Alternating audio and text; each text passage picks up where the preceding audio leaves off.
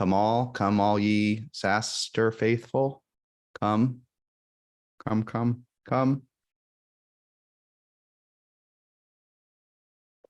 Okay, everybody, welcome to Workshop Wednesday.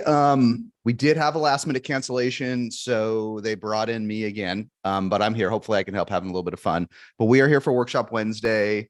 First of all, I hope everybody can make it to SaaSter Annual, September 10 to 12th in the SF Bay area. If you need a secret code, the very best one on all of planet Earth is Jason30, so you can get 30% off, at least until the end of the month, until they turn off my codes. So SaaSter Annual in the Bay Area, we're on track. It is kind of interesting. We have we're at what is the world like today? Right now we're at 99% of last year in terms of attendance. So hopefully we'll be over 100% last year.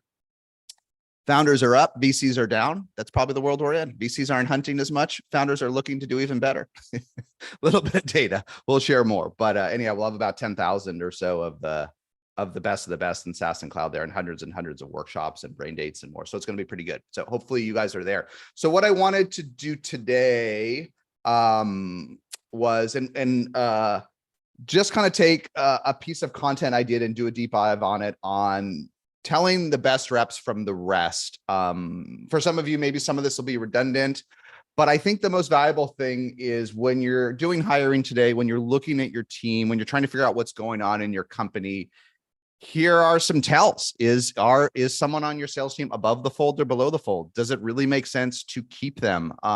Ironically, in tougher times, we often default to keeping our sales team more than in good times. In good times, we feel like, hey, we can get some more folks in. We have this. If Bob or Lemkin or Amelia isn't cutting it, we just let them go.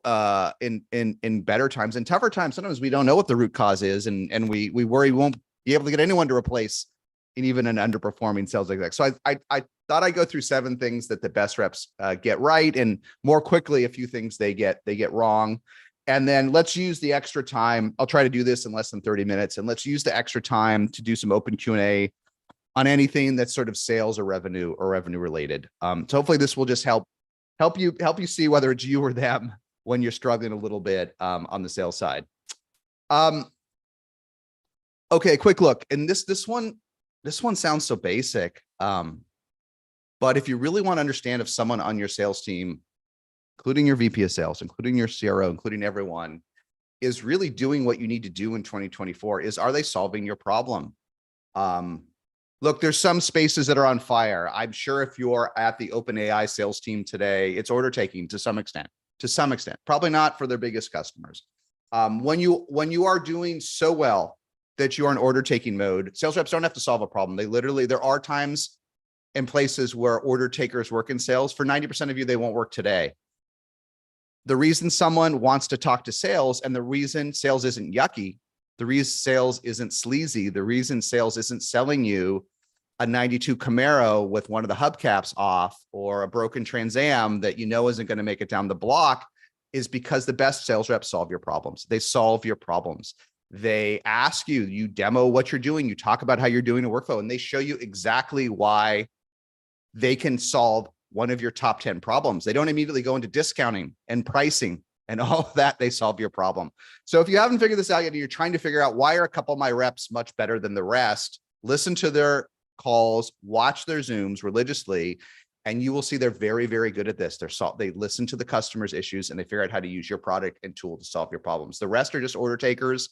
And frankly, I'm not sure we need order takers for 90% of us in the world today. Okay, next one. This is related, and we've touched on this in some other Workshop Wednesdays, but I think this is so important today, which is the best reps help you get going. The best reps help you demo, pilot, or try the product. I was just talking with the CEO at 20 million ARR the other day that has a PLG motion, and the PLG side of the business is going pretty well. The sales-led part is struggling.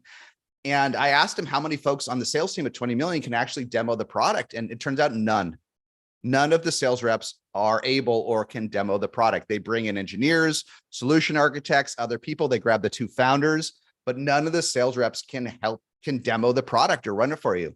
The best ones don't just talk about feature comparisons or why you're better than the competition, or again, talk about a discount. They help you get going on it. There is Almost 99% of products in business software have friction in deploying it. 99% of sales teams forget about this. 99%, it's natural that sales is focused on sales, but sales is just a moment in time. You need discovery, you need to pilot, you need to roll out, you need to deploy, you need to iterate and stay for 7 years. And it's too much to expect, and we'll talk about this, it's too much to expect sales to stick around for the next 7 to 10 years after you buy a product. But the best ones find a way to dramatically increase the odds the demo, the pilot, or the trial go well. And watch for this. This is what the best ones do. Whatever gets the customer comfortable using the product. 3, this is one to really listen for that the best reps are good at. And if they aren't, train your team. The best ones are utterly fluent and honest about the competition. Utterly fluent and honest about the competition. Again, when I'm talking to a great sales rep, it's not all about pricing. In fact, we can talk about this for a minute. Pricing, arguably, especially if you have somewhat transparent pricing, it doesn't even matter. I roughly know what the product should cost. But a rep that's very good in the competition, even though, of course, they'll be biased, they will save you time and research. Tell me about you versus Notion, you versus Webflow, you versus Datadog. A mediocre rep doesn't know or is struggling to find a tear sheet. The great reps will say, listen, Datadog is one of the greatest products out there for DevOps in the world, but they've gotten pretty big. And here are 2 things we actually do better than Datadog today. 2 things. They do better than us at 98 things, don't get me wrong, but here are 2 things that we do great. And let me show you how it would work in your business. And even better, let me show you how a very similar company to you or one of your competitors uses the product. That's magical. That's magical. And they know where your 10x features are and when you're weak. The worst reps know nothing, and the mediocre reps just immediately go into bashing. They immediately, oh, Datadog's terrible. Not sure Datadog's terrible. They're at a couple billion in revenue, growing 30-something% with one of the highest NPSs I've ever seen. I don't think bashing Datadog's the right one. So this is really something that the best reps nail. Related to this one, they're honest about weaknesses. I just wrote this up on LinkedIn the other day, but recently, Amelia and I got on a Zoom with a product we use with the sales team, and they had a huge bug, a fundamental bug in their product that had not been fixed in years. Not only did the CRO argue with us whether it was a bug, he said we had to pay $50,000 to fix it because it was a custom feature. The team just groaned. So listen, maybe that's a good sales tactic today. I really don't think so. We can talk about it.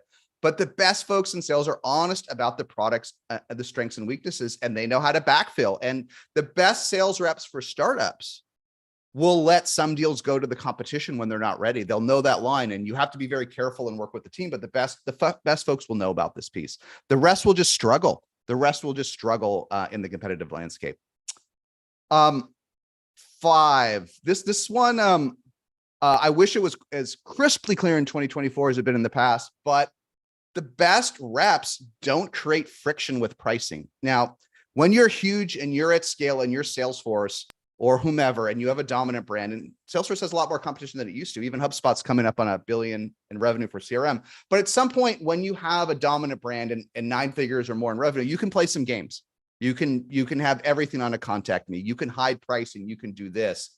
But anyone on the scaling journey, your job is to remove friction from the sales process. The more friction you remove, the more deals that play. And so the best reps just don't play game with pricing, because if I don't know up front if the pricing is fair, how much of the discovery journey am I going to do with a new vendor?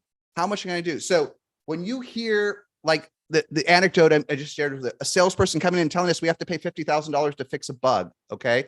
Or there's another leading cloud vendor who the other day sent us an email saying we were 2 seats over our edition and we had to pay 5 times as much and pay a 5-year prepaid contract. The best folks don't do this with price, because as soon as I know the pricing is fair from the start, I'm taking an objection away.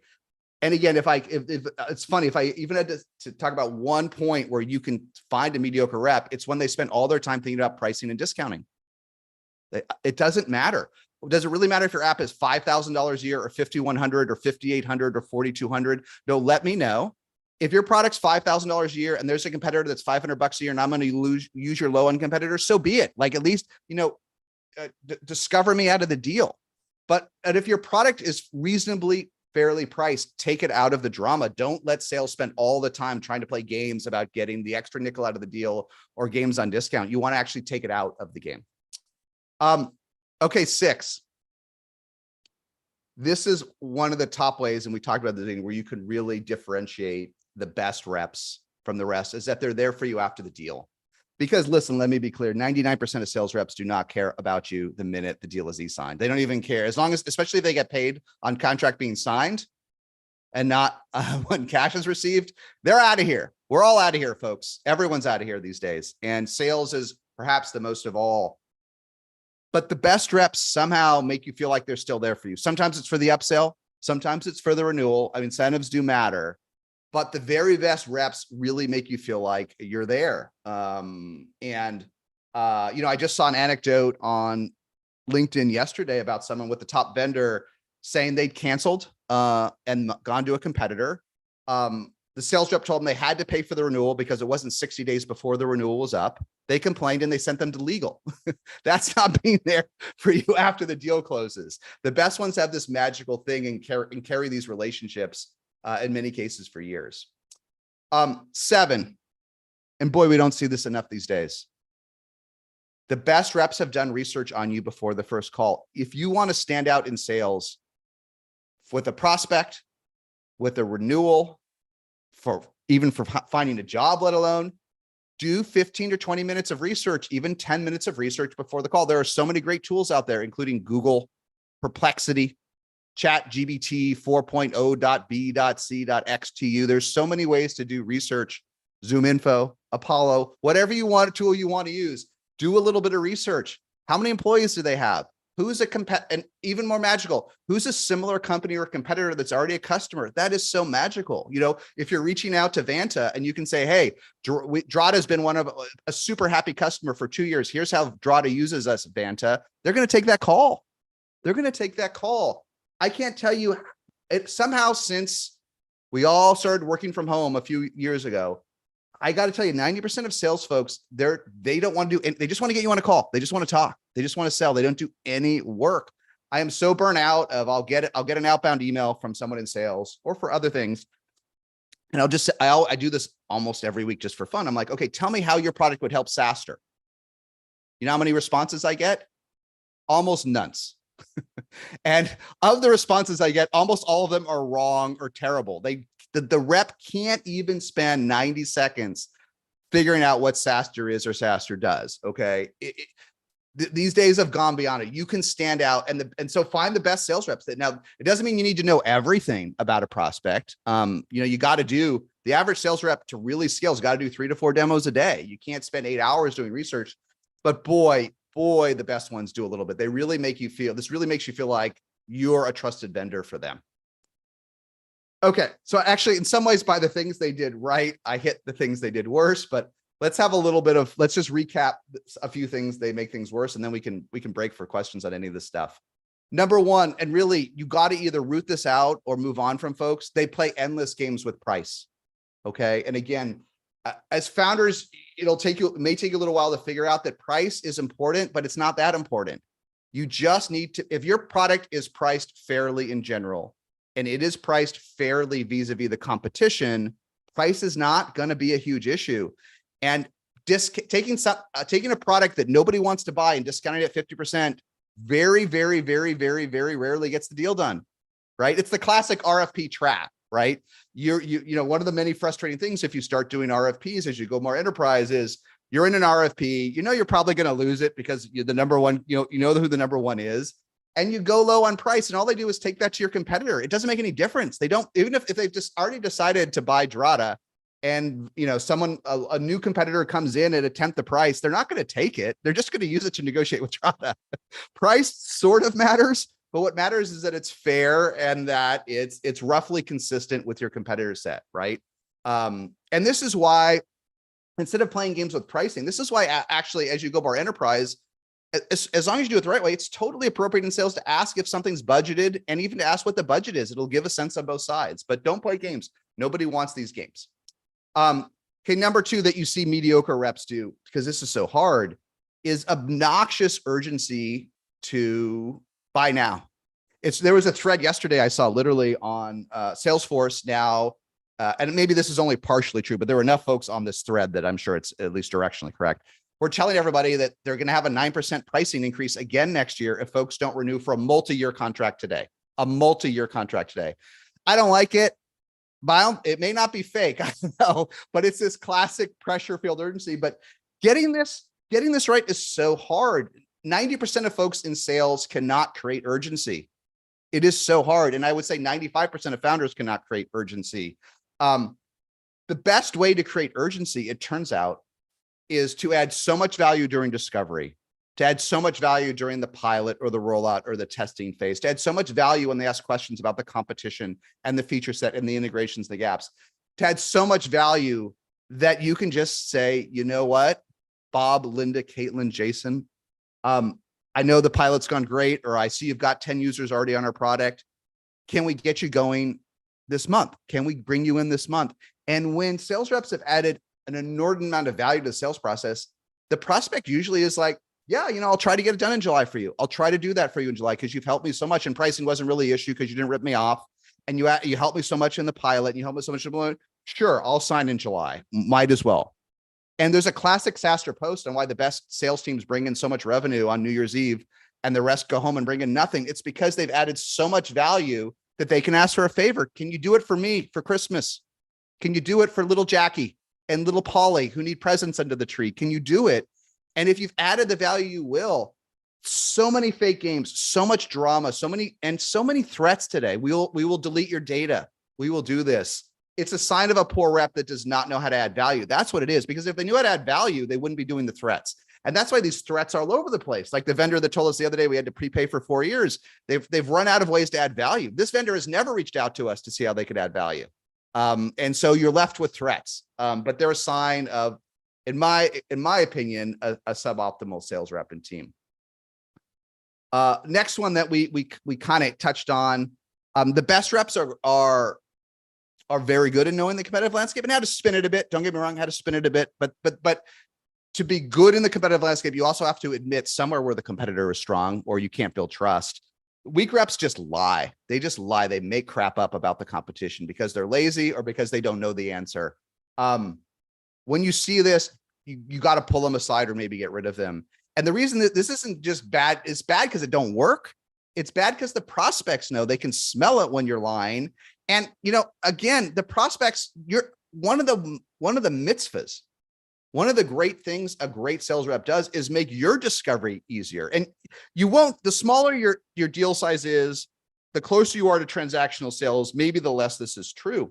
But until you've really talked with a bunch of enterprise buyers, and maybe many of you have, but until you've been on the other side or talked to them, you don't realize that a great sales exec in the mid-market of the enterprise is the ally of the buyer. The buyer has decided, I'm going to do a big initiative this year. I'm going to upgrade my security. I'm going to upgrade my e-signatures. I'm going to upgrade my marketing platform.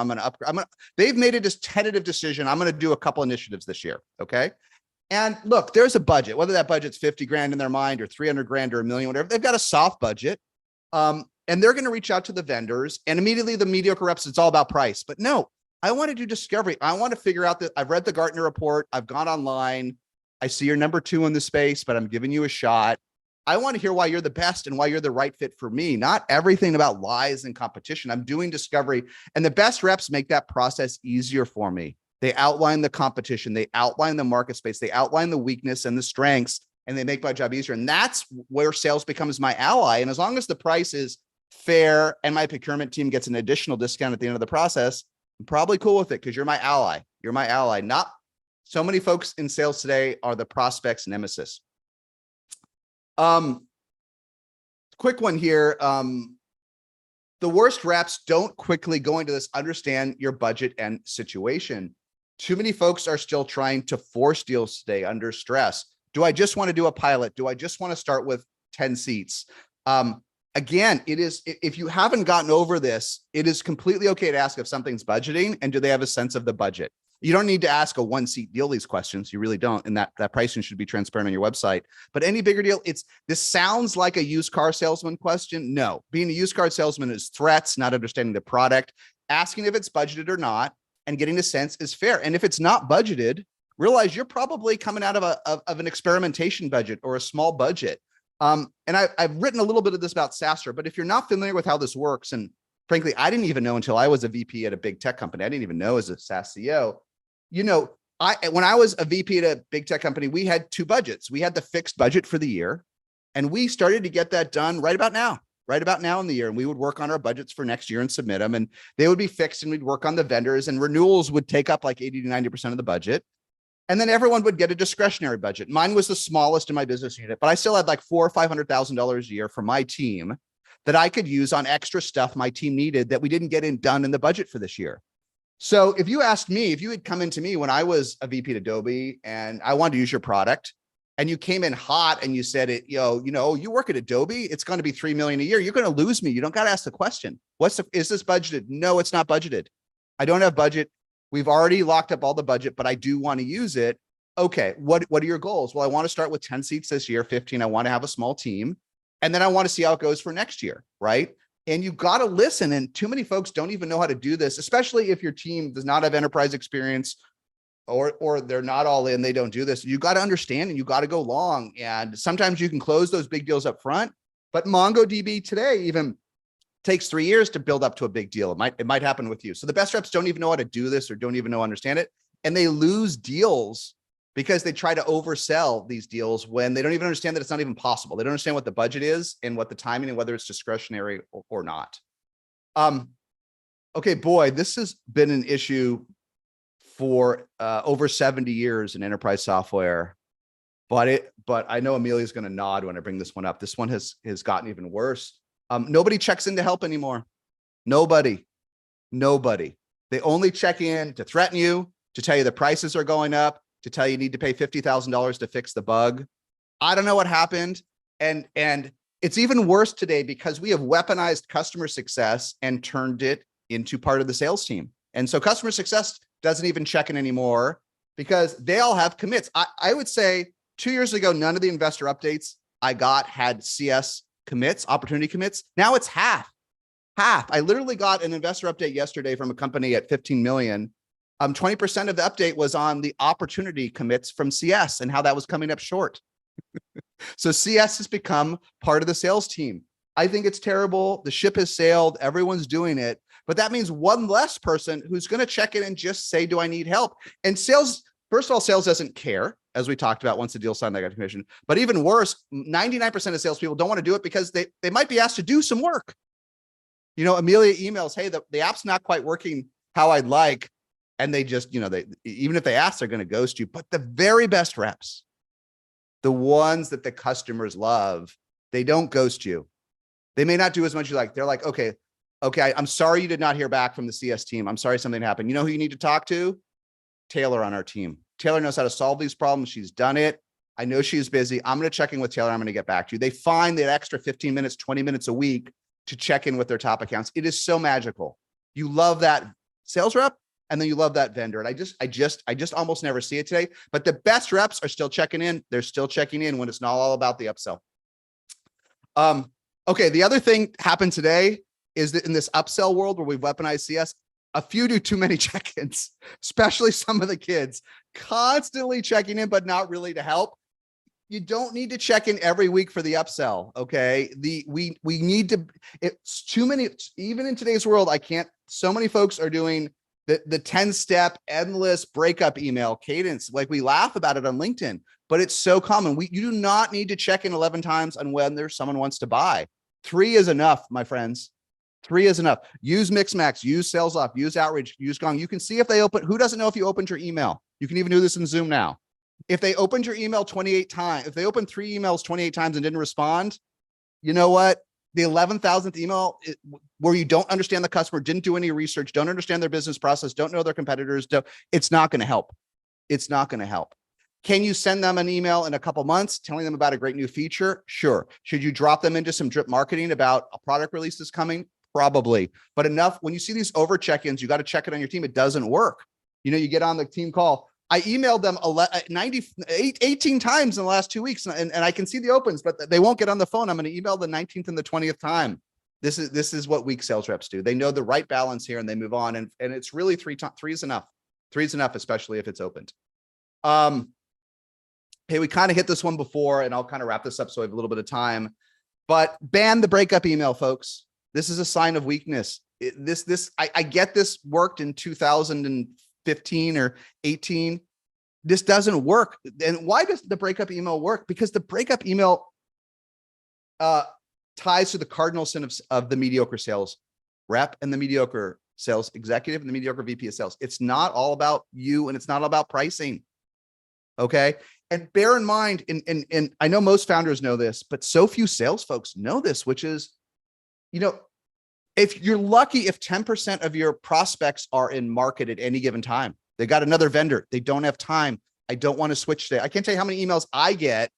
I'll do someone a favor and they'll be like, well, can we get SaaStr using it tomorrow? I don't even have any time. We have 10,000 people coming to SaaStr annual in September. Even if I want your product, I don't have time until October. Okay. And people don't get it. Like I tell people I don't have time until October. Certainly Amelia doesn't have time until October, and Caitlin. 95% of the sales executives don't even know what I'm saying. I'm like, hello, go to my website. I have 10,000 people coming to a party in less than 60 days. I don't have time to look at your app until October. I'm interacting because I'm interested. Like there's something interesting there. They don't get it. You want to send me a breakup email? Hey, Jason, I know I've sent you 18 emails. I won't send it to you again unless you want to use our product, but I don't know anything about you. I don't know what you do. I don't know if it's a good fit. Enough. You don't want to break up. Don't break up. Ghost them if you have to, but don't break up. All you're doing is looking immature and breaking a relationship. This was part of a hyper transactional relationship. And don't get me wrong. Here's the thing. Here's where there's disalignment between founders and sales. Sales needs to know which deals are real, which deals are commits, where they're on the pipeline. And look, a good breakup email, if nothing else, it helps the sales rep because then they can mark that deal to lost. But I also think it moves deals to lost that aren't lost. I think it's a weak play. Okay. I'll do two more really quickly, and then we'll open up because I want to have time. This one has become the worst thing of all in SaaS, playing games on renewals. So many renewals on ripoffs. We talked about the Salesforce, another 8%, 9% next year play if you don't give us a multi-year renewal. I talked about a web app we all use that told us because we were 2 seats over, we had to prepay for 3 years up front for an edition that cost twice. This crap doesn't work unless it works. It doesn't work unless it works. And what's happening is that for many folks, there's so much stress. It's so hard to find new logos. It's so hard to find new deals that so much energy in sales is going into monetizing the existing base. And look, done right, it's a gift. Done right, it's a gift. Now, CrowdStrike had a rough week recently. You might have seen they had a rough week. They shut down our nation's air transport and others. But until then, they're about the #1 player in SaaS and cloud. Okay. Almost $4 billion in revenue, growing over 30%, 120% NRR, very great cash flow economics. And how did they get there? They have 30 products. CrowdStrike has 30 products. Datadog has over 10. And so, yeah, it's going to be a little bit of rough for CrowdStrike for a couple quarters in the sales team. But until last week, people loved CrowdStrike so much that they would want to buy more from them. When you rip folks off on the renewal, that's not how you earn more revenue. You know how you earn more revenue? You give folks 30 products and they buy more from you. That's what HubSpot's done for the most part.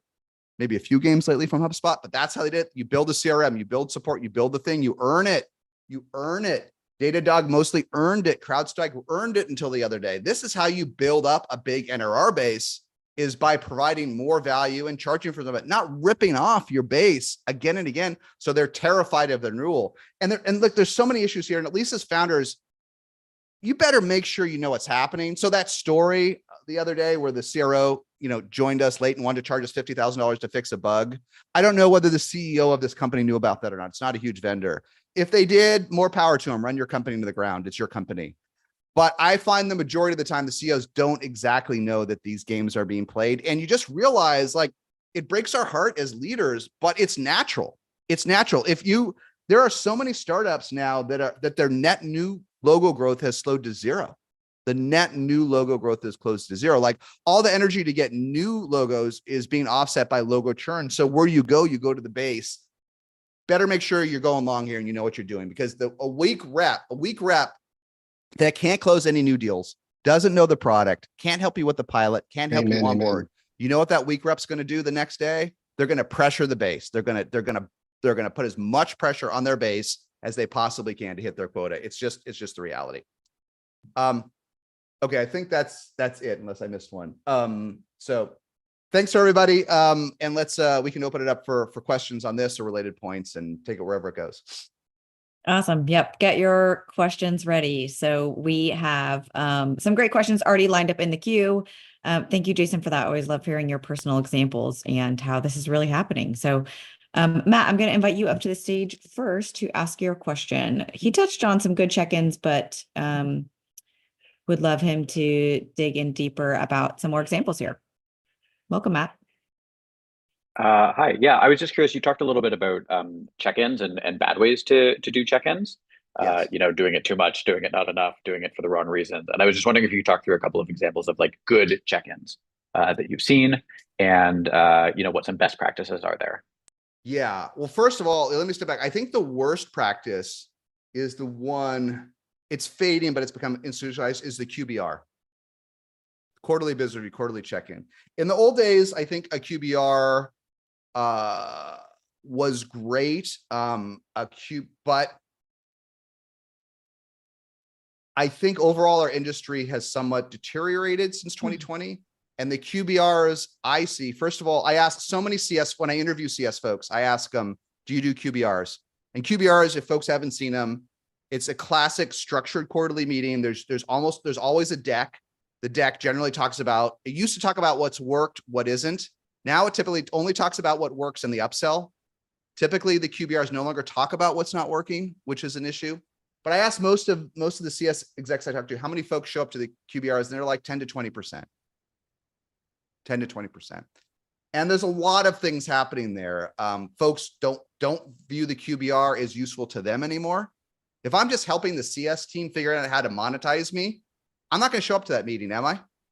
So anyhow, so I wish I had the perfect answer to your question. What I'm going to tell you is I think the QBR should be close to dead unless you measure it and you see that the majority of folks show up to it, right?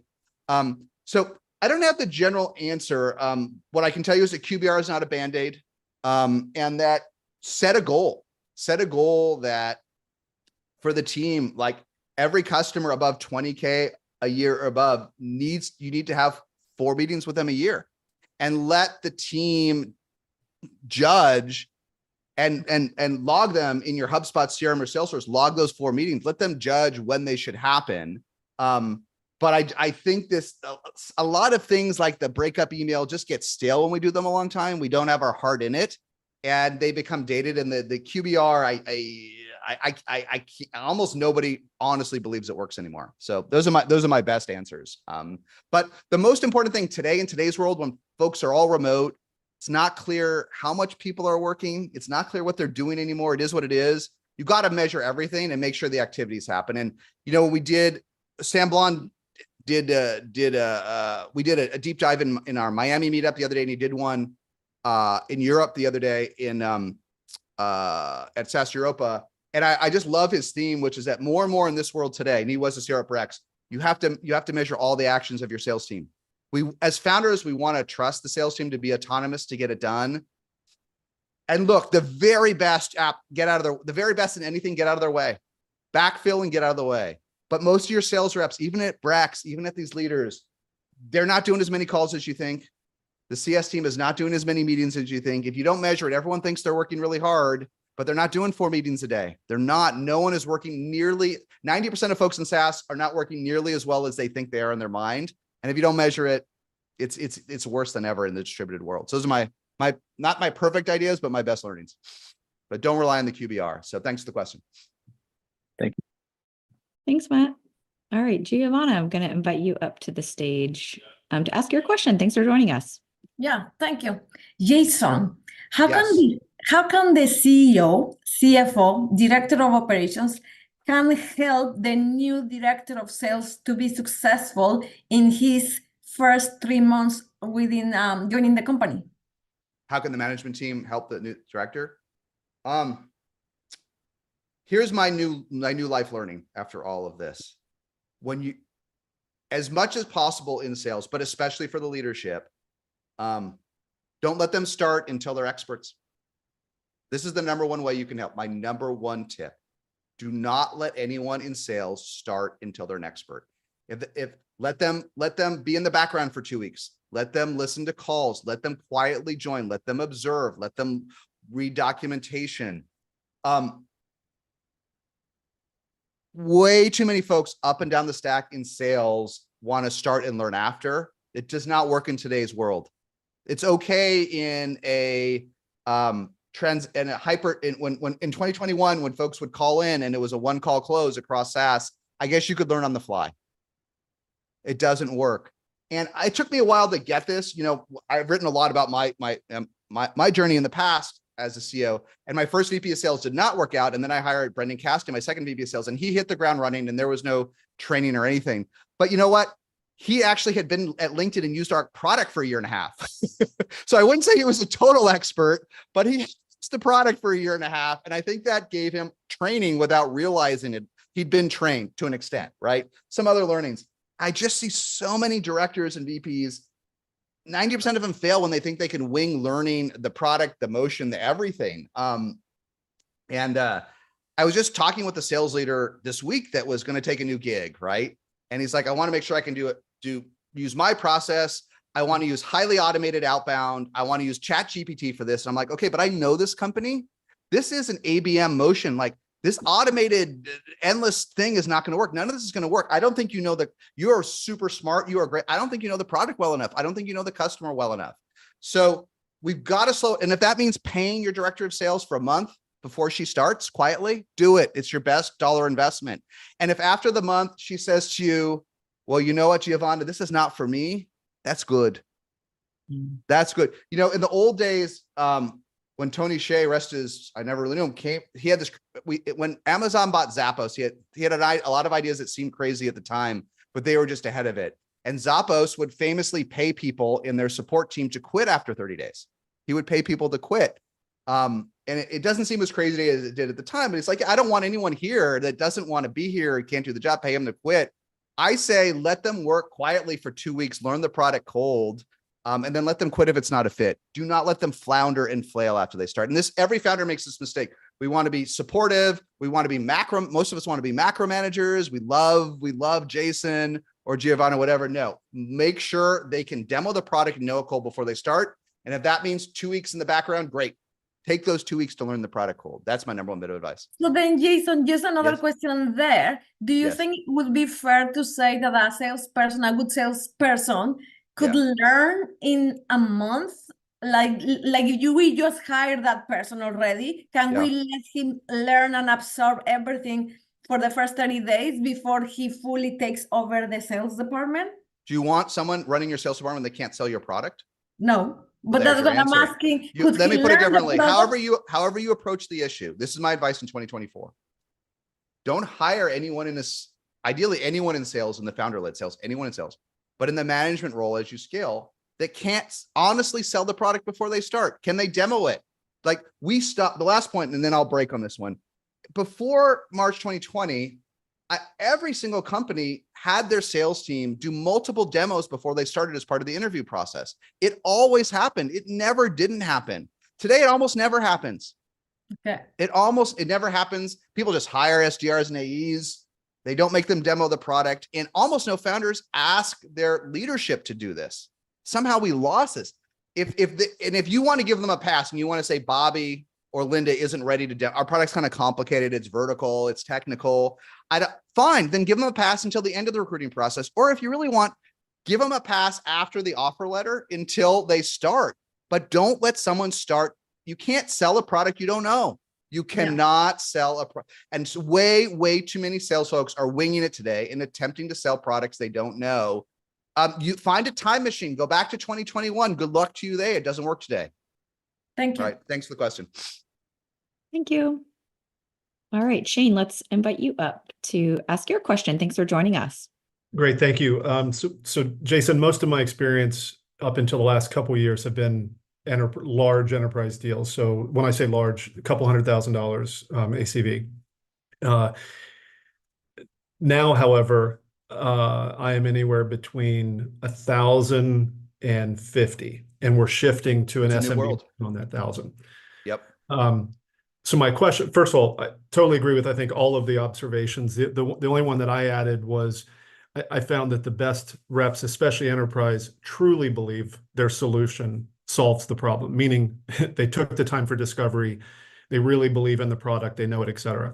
And then if you build enough pipeline, you're not going to feel that pressure to do stupid stuff to try to get someone to buy, you know, under some artificial timeline. Pipeline helps, you know, with that. My question is, at what ACV does those skills really come into play? And it's almost like going from a transactional click once to they need all of these, you know, traits that you described earlier. 3K. ACV. Yeah, because now listen, I just think the more enterprise you are, the more of these traits you have, right? You're not going to be doing pilots and all these things if you're not enterprise, for sure. Yeah. This world is too competitive today, and any deal that takes more than 1.5 calls to close requires this whole skill set. Any deal that requires more than 1.5. 1.5 calls to less than 1.5 means they can do discovery on your website. You probably have a free trial. The customers are probably pretty techie or pretty webby. Okay. They're not asking much from sales. That's the thing. 20% of the world doesn't want contact me. 10% of the world doesn't even want to talk to a human. Maybe even depends on your category. It could be 90%. They don't. But that's not most of the world. Most of the world is looking for help, as we talked about. So if you're trying to figure out, okay, if every deal closes in one call, they need to be able to answer 10 questions thoughtfully, and that's it. But that's my simple answer. 1.5 calls. You got to be a subject matter expert, and you got to be the ally of discovery, because more than 1.5 calls means, again, to simplify all of this stuff. Sure. Is the customer is doing discovery, or they just have a couple of questions? Yeah. They're very different. A couple of questions. How does your HubSpot integration work? It's a little murky to me. How much, if I buy 11.5 seats, what's the pricing? How do you really compare to Zendesk in a simple question? Like, sure, if it's 10 questions in one call, but more than that, it's discovery. And again, if you had the best sales reps, so we had to distill all of this, are your ally during discovery. Everyone else is your nemesis. And that's why enterprise buyers, and if you go to hire any, and here's a related point, and then we can break. If you go to hire anyone in mid-market or enterprise sales, here's a tip. Nobody makes folks do demos anymore. And I'll tell you something else nobody ever does. This is magic. This is magic. When you go to hire anyone with more than 2 years of experience for mid-market enterprise sales, ask them for 1 or 2 customer references.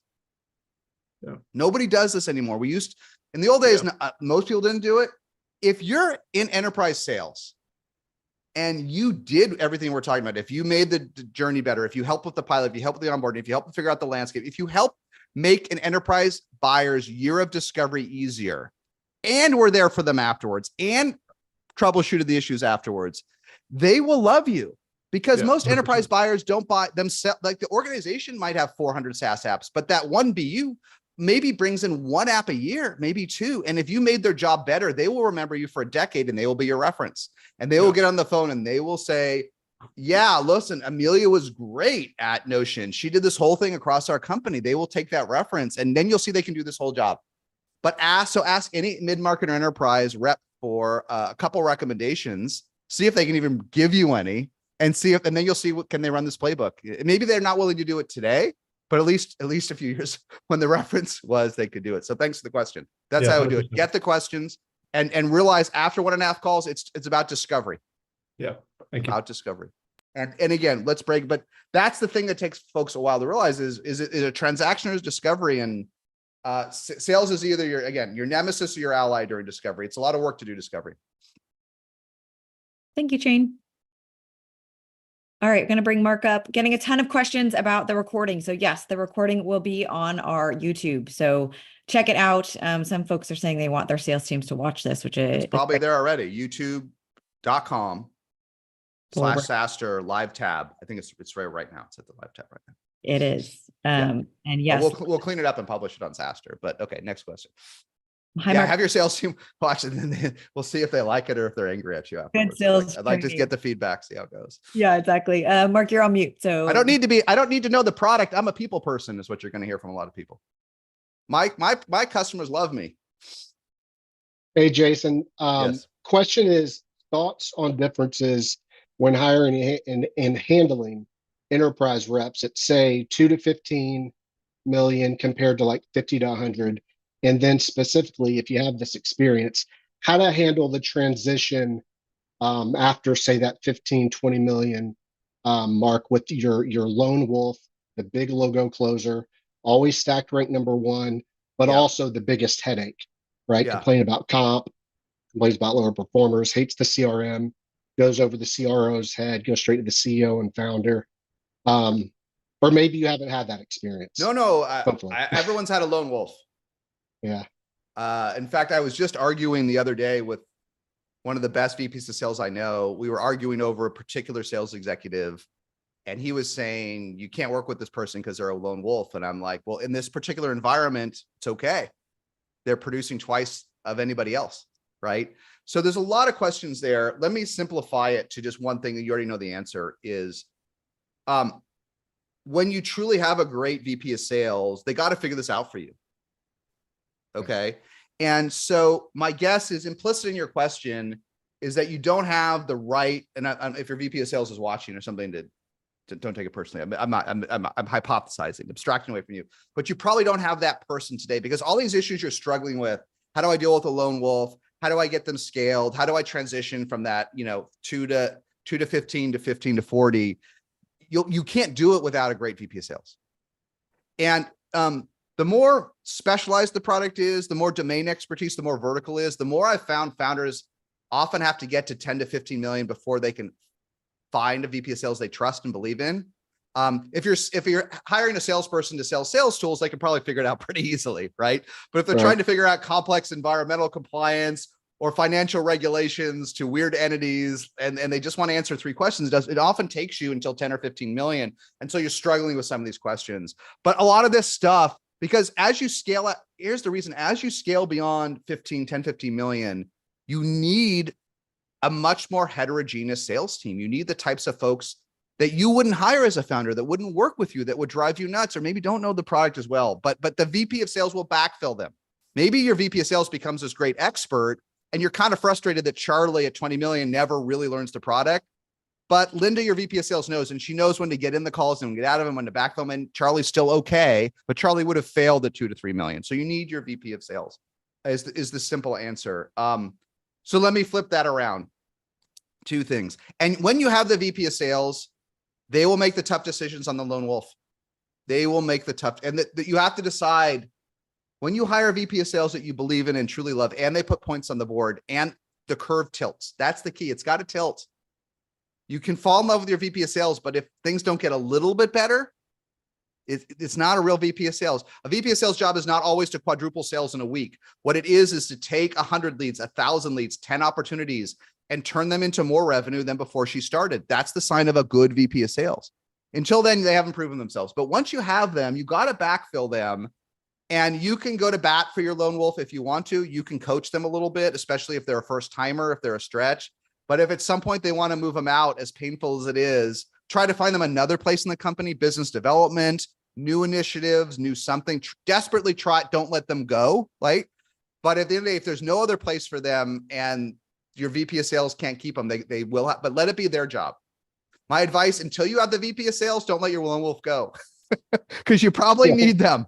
You probably need them until you have this great VP of sales. And if you hire a VP of sales and in the back of your mind, you're not sure that she or he's the one, keep the lone wolf too. Keep the lone wolf. And they are disruptive. But this is part of scaling a company. We also need them. And these lone wolves are also attracted to environments where they can excel as a lone wolf, right? Yep. And then when they find them, sometimes they're your best closer almost forever, especially in these complicated products, especially in vertical SaaS and niche products. Sometimes only the lone wolf really gets it. Only the lone wolf and the founders really get it. And when you lose that, I mean, I've watched several companies that have very specific, very vertical, very focalized SaaS companies that lost their lone wolf and never got it back until 8 figures in revenue. They never got that mojo back.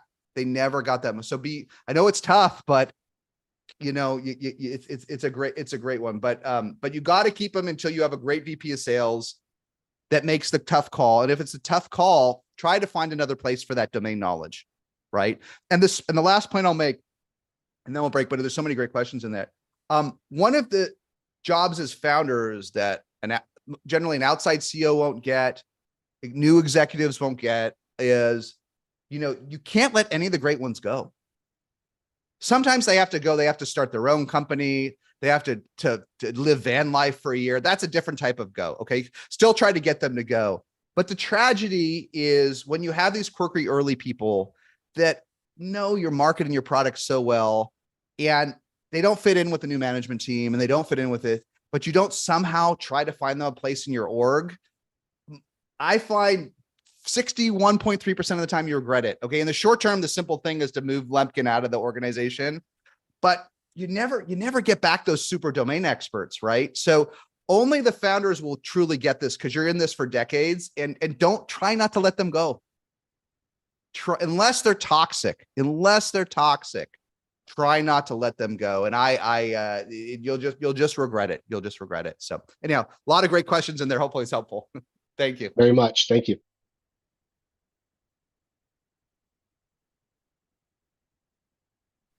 All right. So many great questions. Risabel, going to add you up to ask your question now. Hey, Jason, thank you so much for doing this. I follow the large majority of your content, so really appreciate it. I was curious how you think about telling whether a ramping rep is going to be great. So before they're sort of quoted at full quota, what are the leading indicators that you look for in a ramping rep that sort of start to tell you, hey, this is going to be someone who's going to be great or exceptional, or are they just going to be sort of middle of the pack? Yeah. So like the last question, let's break it up into 2 phases. When you have a VP of sales that you trust, that has inflected the curve, okay, that has made things better, at least a little bit better, they will hire a lot of folks you would never hire as a founder.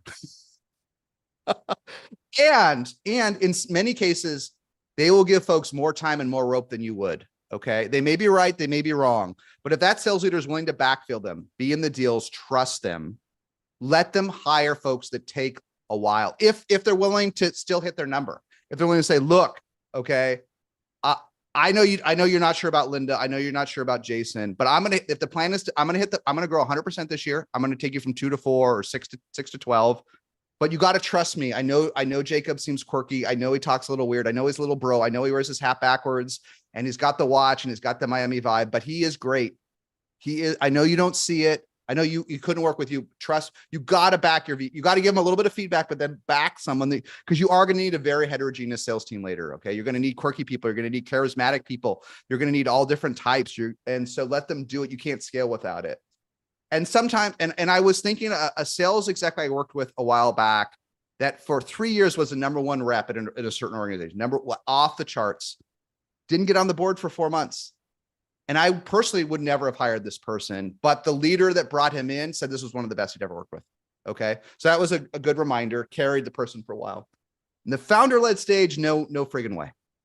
In the founder-led stage, you are going to make so many mistakes and you are going to stick with nice people.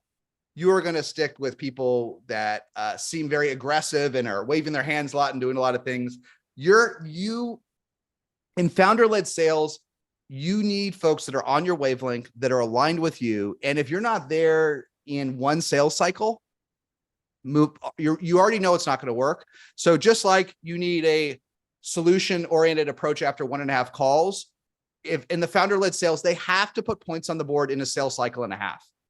And that's it. Otherwise, it's never, ever, ever going to happen. And I say this to founders all the time, and they want to give these folks more time. I'm like, okay, what's your sales cycle? It's 60 days. Okay. So what's half of, a sales cycle? How has it been in 90 days? Nothing, but our sales is hard. Sorry. It's just, maybe when you have a VP of sales who may work founder, it's hopeless.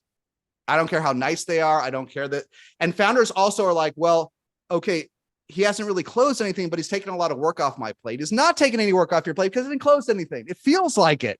In the founder-led stage, we're so overwhelmed because we got to do product and this and sales and everything that sometimes we use the crutch of the person that doesn't complain much, right? But if they don't close anything, I'd rather have the complaint. So a sales cycle, you'll know in a sales cycle in the founder-led stage, and you got to move on in a sales cycle and a half. And also always recognize it was your fault for making a mishire. It's not their fault. Don't get angry. A lot of founders, not in the beginning, but as the years go on in the hard part of founder-led sales, until we have that VP of sales, we kind of almost get angry at reps for closing nothing, for not working 40 hours a week, for not doing it. And it's true, like a lot of folks phone it in these days and never learn the product before they start, but you should have figured it out before you hired them. Sales folks especially. Here's the last related. It's not exactly what you're asking, but it's close, and then we'll break.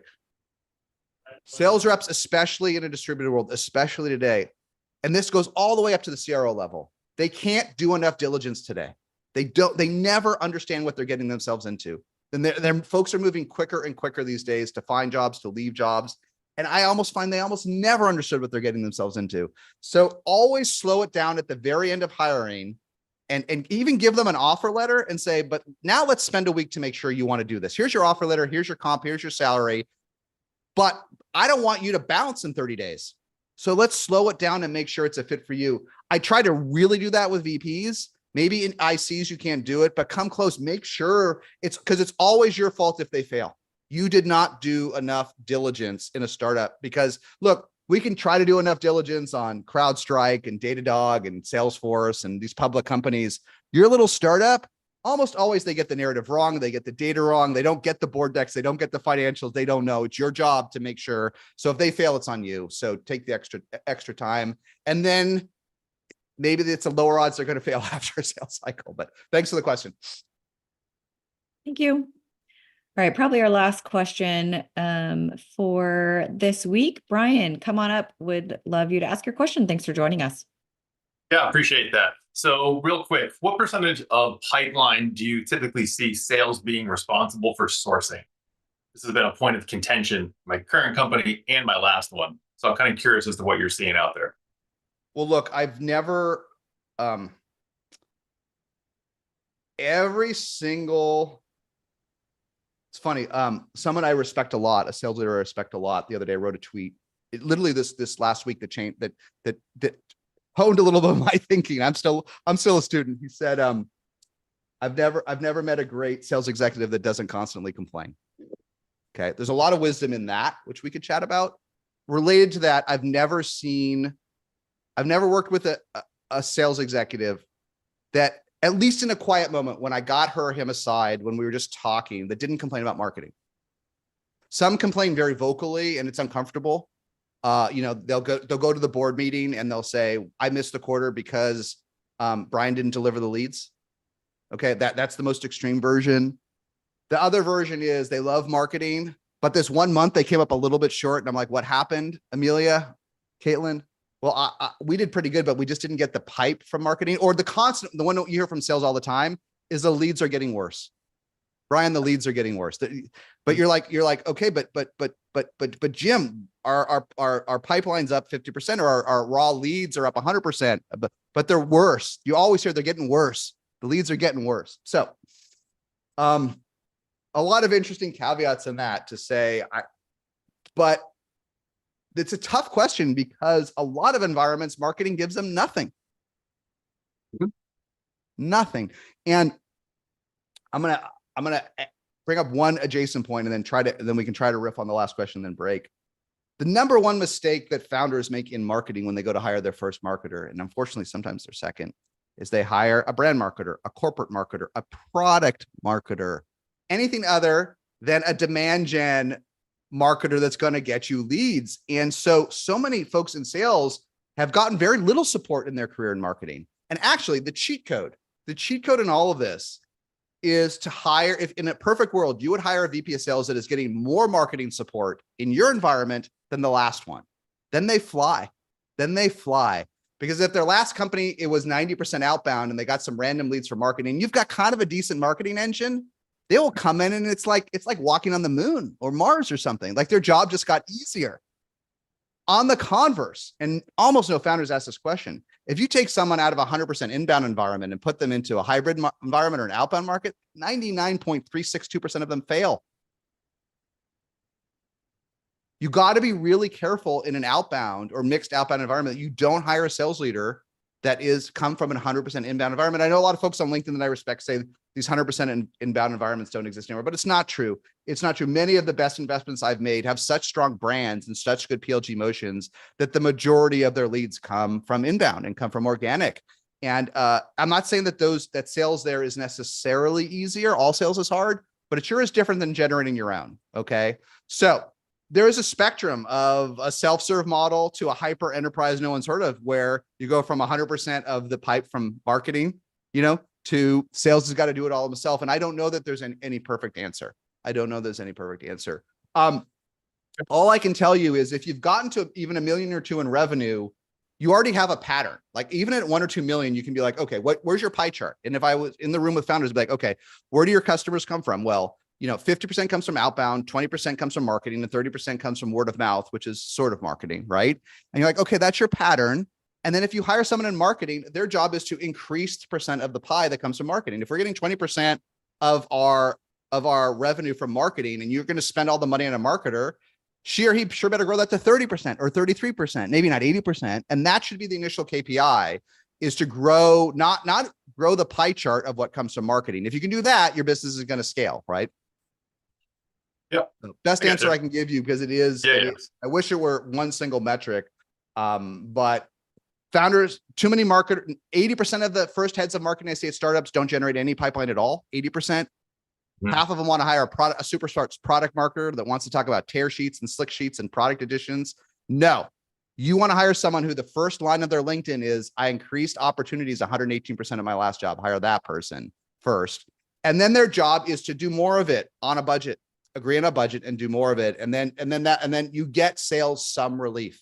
That's the job, is to get, if you're not in a 100% inbound environment, your ultimate job is to get sales some relief and make their job incrementally easier. That's a tough job. So thanks for the question. Thanks for everybody for joining. And we'll keep the conversation going.